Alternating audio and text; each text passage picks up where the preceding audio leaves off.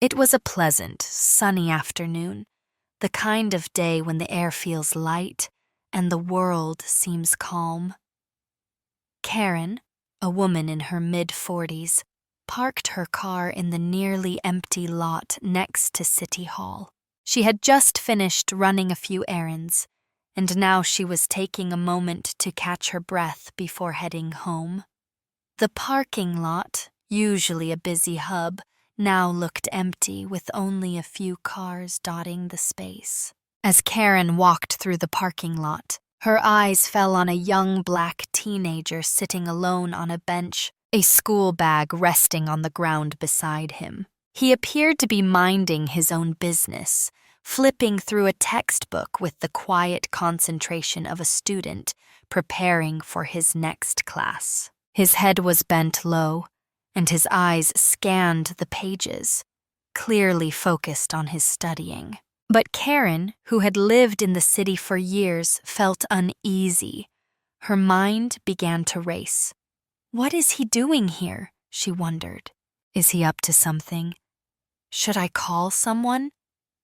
She couldn't shake the feeling that something was amiss, even if nothing about the situation indicated it. The teenager didn't seem threatening, but there was something about the way he was just sitting there, alone, in a quiet corner of the parking lot that made her uncomfortable. Without thinking, she pulled out her phone and dialed 911.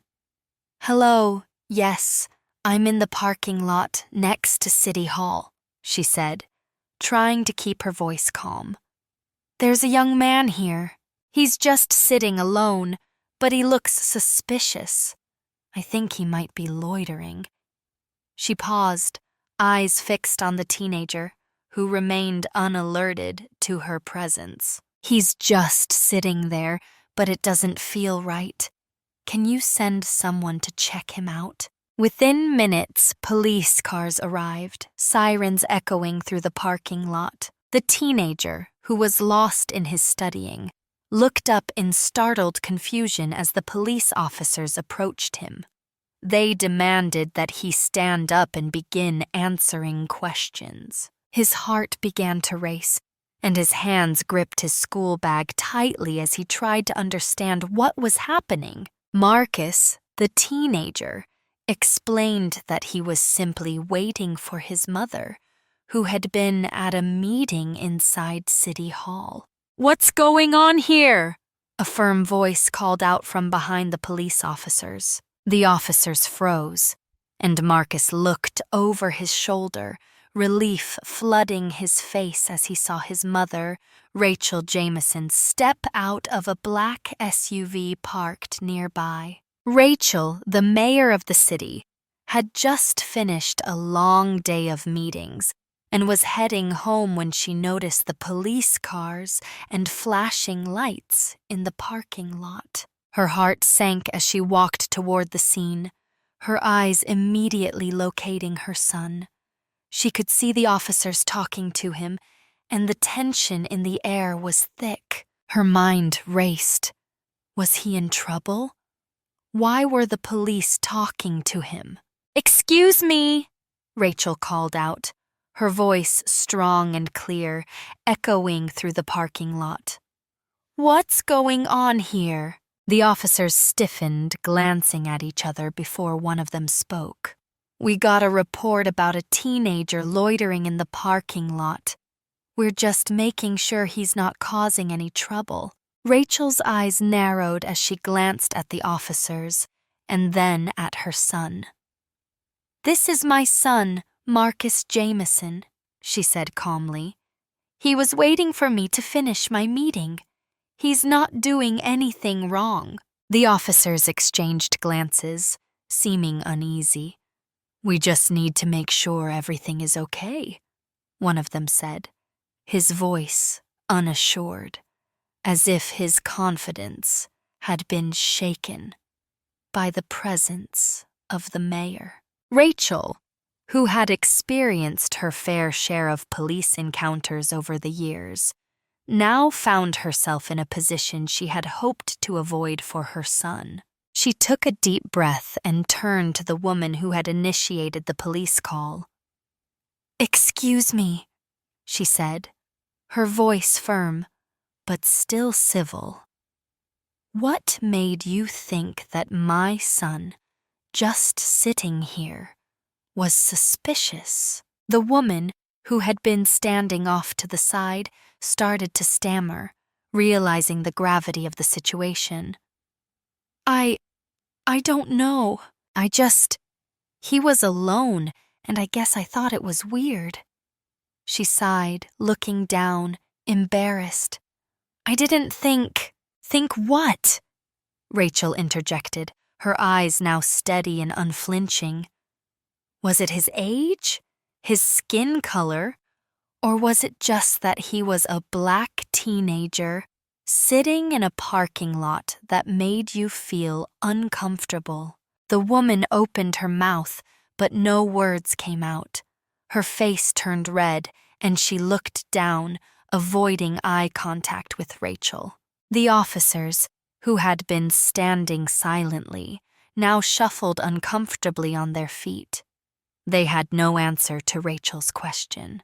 Rachel took a step closer to her son and gently placed a hand on his shoulder, looking him in the eyes.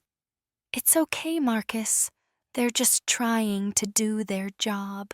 But she knew that this incident was far from just a mistake. It was a reflection of a deeper issue, the bias that was still lingering in the community, the same bias that many black teens faced every day.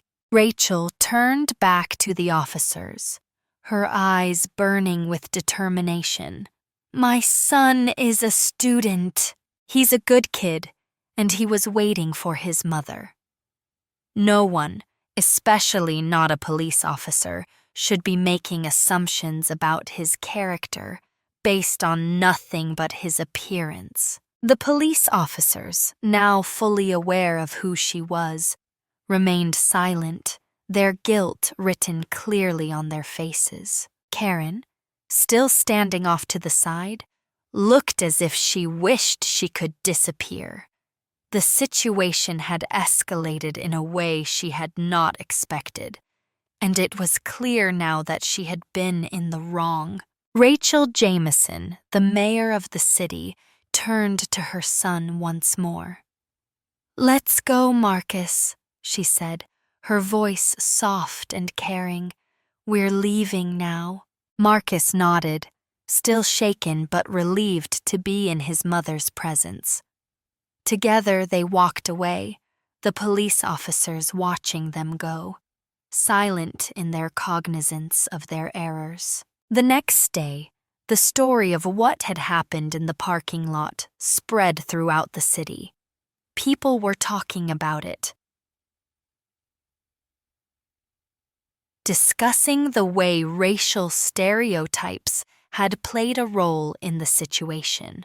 Rachel Jameson, determined to ensure that such an incident didn't happen again, announced a new initiative for the city. "I will be implementing mandatory anti-bias training for everyone who works in this city, including our police department," she said in a public statement. "This is a step toward making sure that no one else has to experience what my son did." The city council, already under scrutiny for past incidents of police misconduct, quickly backed the proposal, and a task force was formed to oversee the implementation of the training program. Rachel knew it wouldn't fix everything overnight, but she believed it was a start. As the days went on, people began to discuss the incident in more ways than one. Some, including many of Rachel's supporters, praised her for taking a stand against racial stereotypes and bias. Others, however, criticized her for defending her son too hard, claiming that she was overreacting.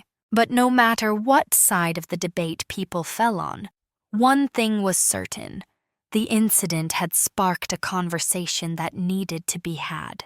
A few weeks later, Marcus sat on the same bench in the parking lot, waiting for his mother once again. This time, however, there were no police officers, no suspicions, just a young man focused on his studies and waiting for his mother to finish her day. The police had even changed their approach in the area, and Marcus was left to sit without fear, knowing that he was safe. Rachel, always watchful, smiled as she approached him. "You're doing great, Marcus," she said, taking a seat next to him. "Thanks, Mom," he replied, looking up from his textbook, his eyes bright with hope. "I think things will get better, don't you?" "Yes," Rachel said, feeling the weight of the past few weeks begin to lift. "Things will get better."